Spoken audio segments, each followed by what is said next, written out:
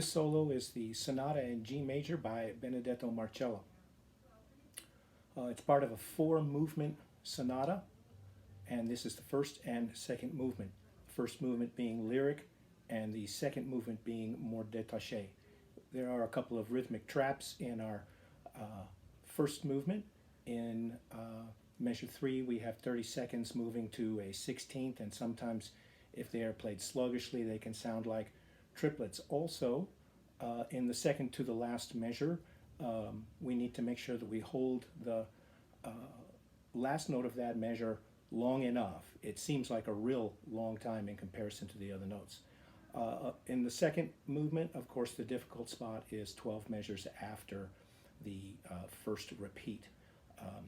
It's really a bowing problem, so I would choose a fingering that either that you understand really well, or one that reduces your string crossings, or one that is consistent through the sequences, each one of those three sequences having the same or similar bowing.